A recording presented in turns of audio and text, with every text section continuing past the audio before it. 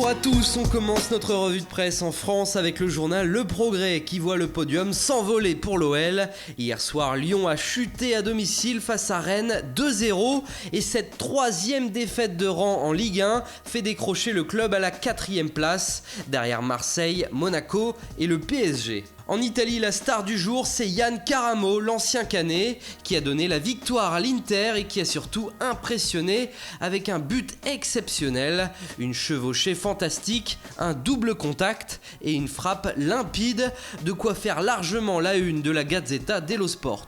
En Angleterre, Paul Pogba est à terre, le titre du Times est on ne peut plus clair, il est à la rue en ce moment. Le quotidien anglais estime que le Français est de nouveau passé à côté de son match. Il a d'ailleurs été une nouvelle fois remplacé dès la 66e minute par José Mourinho. Pas très rassurant pour la France à quelques mois de la Coupe du Monde. Toujours chez les Anglais, Antonio Conte fait une nouvelle fois parler sa rage. Il estime que si les résultats sont mauvais à Chelsea, c'est à cause du mercato d'été raté.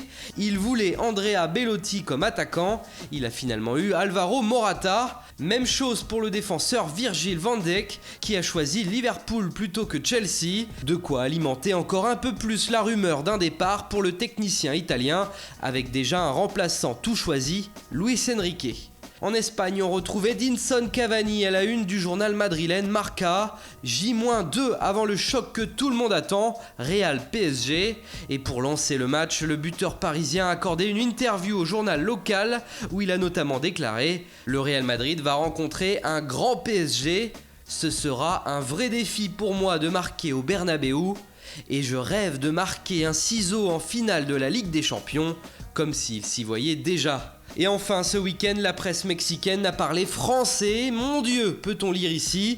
Les deux tricolores, Jérémy Ménez et André-Pierre Gignac, se sont affrontés avec leurs deux clubs respectifs au Mexique pour un score final de 1-1. Et les deux seuls buteurs du match, ce sont eux. C'est magnifique, titre le journal Esto. Voilà, c'est tout pour ce matin. Bonne journée à tous et on se retrouve très vite pour une nouvelle vidéo sur Foot Mercato.